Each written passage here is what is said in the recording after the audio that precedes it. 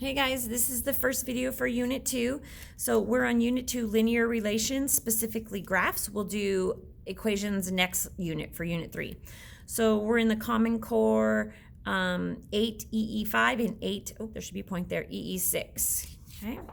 So up first is ordered pairs. Now we should be able to get through ordered pairs pretty quickly. This is nothing new for you guys. You guys have seen ordered pairs before. Okay, so an ordered pairs are a pair of numbers or mathematical objects. But the thing is that their order and the order in which they appear makes a difference. It matters. Okay, so we want to pay attention to the way they're ordered. So the first number in an ordered pair is what we call the x value. And the second number in an ordered pair is what we call the y value. So you could have something like, let's say, -2, 3. Okay, so this first one here is my x value, and this second one here is my y value. And that's going to make a little bit more sense here in a second. So over here, really quick, looking at this is a coordinate plane. This point right in the middle of my coordinate plane, this is the point 0, 0, or what we call the origin. Okay. We always start at the origin when we're either graphing or trying to figure out the ordered pair of a point. We always start at the origin. The line that runs horizontal, which is left to right, this is my x-axis. Now this is important because the x-axis coordinates with the x number in your ordered pair. The one that goes up and down or vertical, this is your y-axis. Okay, and again, this one coordinates with the y number or the y in your ordered pair, the y value. Okay. Now, we also have quadrants. If you notice, my coordinate plane is broken up into 4 different sections here. We number these using Roman numerals, and we start up here at the top right. This is quadrant number 1, or Roman numeral 1. When I'm in quadrant 1, if I have any point within this area right here, both my x values and my y values will be positive. Okay, so if I have an ordered pair with both numbers are positive, it's going to be in quadrant 1.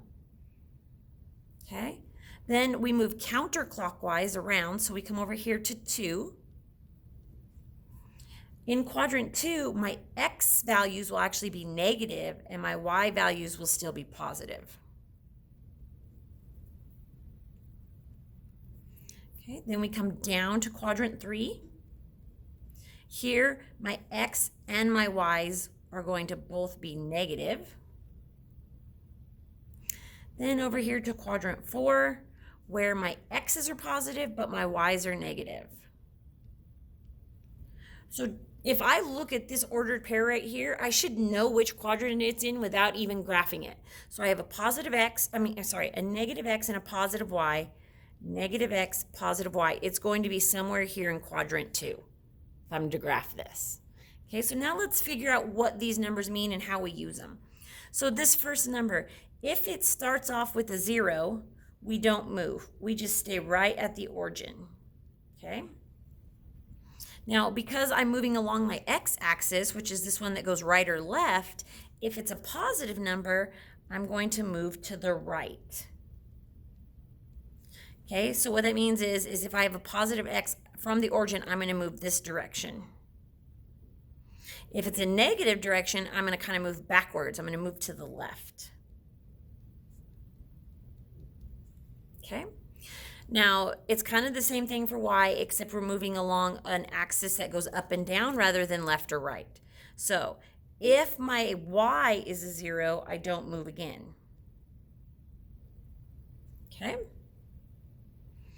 If my y is positive, I'm going to move up. And if my y is negative, I'm going to move down.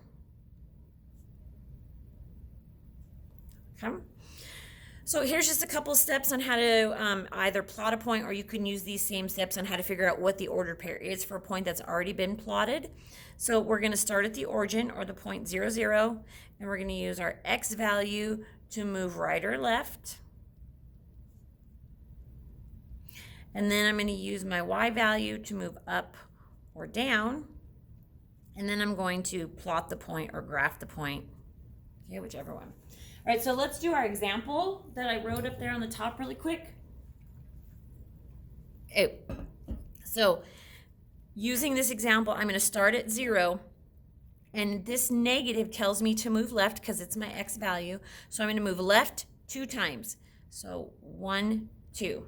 So now I'm right here, but I don't put a point there. I have to move my y first, and then I can plot a point. So my y is positive. So I'm going to move up 3 from here. So 1, 2, 3.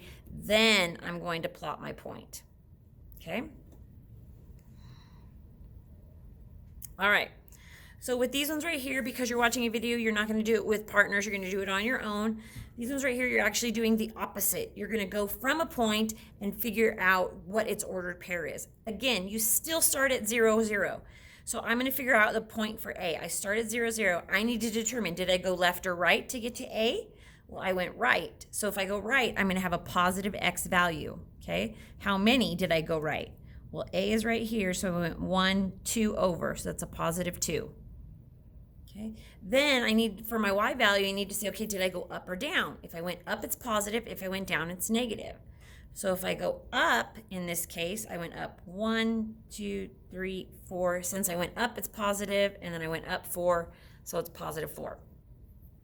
Okay, let's talk about f really quick, and then you can do the rest on your own.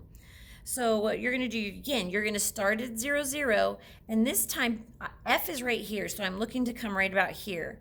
Because I have to go to the left, this direction, I am actually going to have a negative number. So I'm going to put the negative there, and then I'm going to count how many I went left. So 1, 2 left, so it's a negative 2.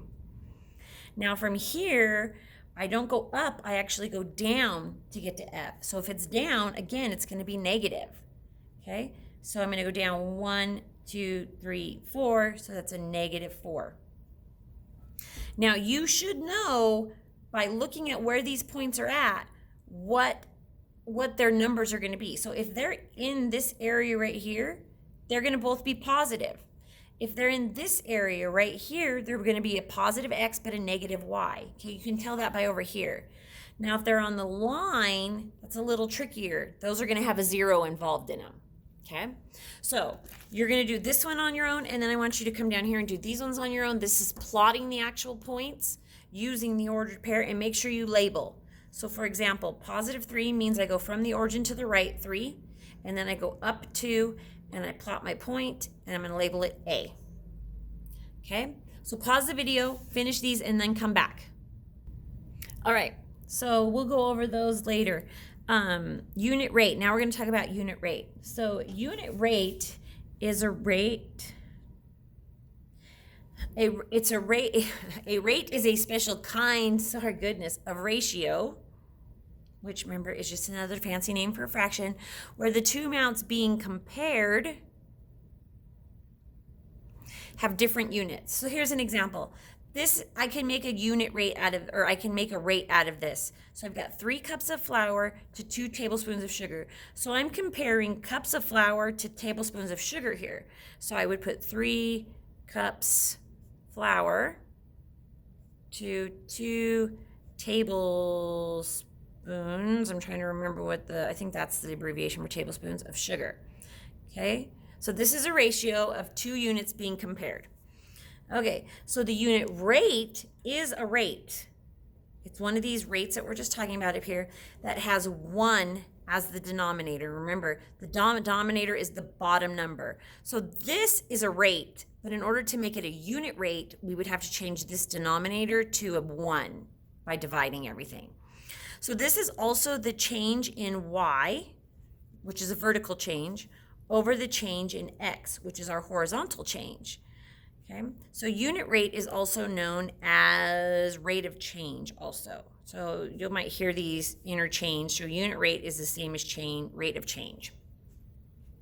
Now, to find a unit rate, we want to set up a ratio as a fraction. And then we want to divide the numerator by the denominator. So in our example right here, we want to divide 3 by 2. So I would just put in here 3 divided by 2, and I would get 1.5. So my unit rate for this example right here would be 1.5 cups of flour to every 1 tablespoon of sugar. Okay? All right, when the unit rate describes a price, it's called unit price instead of unit rate. Okay, when calculating unit price, be sure to put the money in the numerator, which is the top of your fraction.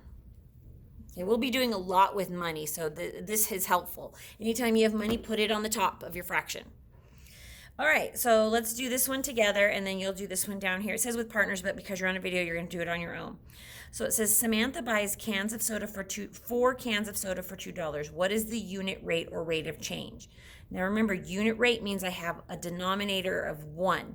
I have to have a 1 on the bottom. Right now, because this is unit price, my money goes on top. So $2 over 4 cans. Okay, so I want to know what the unit rate is, which means I have to divide the top by my bottom number so I can make that a 1. Basically what I'm doing here is I'm dividing both of these by 4. Divide this one by 4, divide this one by 4. What I get, 4 divided by 4 is 1, so 1 can. And then $2 divided by 4 is 50 cents. So now what I just figured out is that for 1 can of soda, it only cost me 50 cents. That's a unit rate. I want to know how much it costs for 1 of this stuff, or how many 1 tablespoons and how many cups go with it, that kind of thing, okay? All right, so now let's talk about this. So now we want to make a table. So these are representations of proportional relationships. So we're just finding the missing information. Sorry, I didn't read that to you earlier. So if I want to buy 1 can of soda, there's a 0 there, and I'm saying a 1. If I want to buy no soda, it should cost me no dollars because I'm not buying anything, so this should be a 0. Now, we already talked about how much it costs to buy 4. 4 cans of soda is $2, so I'm going to put that there. But now, these are pieces of information that I don't know, so I can use my unit rate to figure it out. So 1 can cost me 50 cents. In order to figure out how much it would cost me for 6 cans, I would just multiply this by 6. So 6 times 50 cents, $3. Okay, and now if I want to buy 8 cans, again, I just multiply it by the 50 cents because they're 50 cents a can. So 8 times 50 cents gives me $4. Okay, easy enough. All right, so now what we want to do is we want to graph the ordered pairs. Now you're going, what ordered pairs? Well, this table makes ordered pairs. This is my X value, this is my Y value. Remember, ordered pairs, the first numbers are X value, the second numbers are Y value. All we have to do is put these into ordered pairs. So I have 1 point that's 0, 0. And I'm going to take off the decimal points over here and just call this a 2. My next point is 4, 2. I have another point that's 6, 3. And then my last point is 8, 4. Okay. Now we also want to label our graph. Remember, now this isn't showing all of our quadrants, it's just showing quadrant 1. So my x-axis is this label right here. So this is cans of soda. And my y-axis is the cost. Okay. All right, now we're going to plot these points. I'm going to use red because that will show up better, I think, on this. Okay, so 0, 0 is this point right here at the origin. So remember, I go left or right first, so over 4 and then up 2. Over 6, up 3. And then over 8, up 3, 4 right there. Okay, there you go.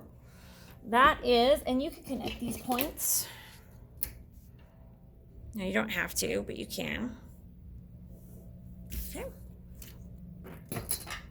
All right, and then last we want to know what is the rate of change. So remember over here is where we determined where the rate of change is, right? This is an example of an equation that you'll be using. In order to figure out my cost, all I did was take my X and multiplied it by my unit rate. So I'm just going to put my 50 cents right in there. This is my unit rate or my rate of change. Okay. So remember, X is our number of cans. So 50 cents times however many cans we buy will give me my cost. Perfect. Okay, good. Now pause it, or this is the last part you need to do. So you're going to do this part on your own, and then you're going to bring it up, and I'll check this part and then the graphing part on the other side for you. Thanks, guys.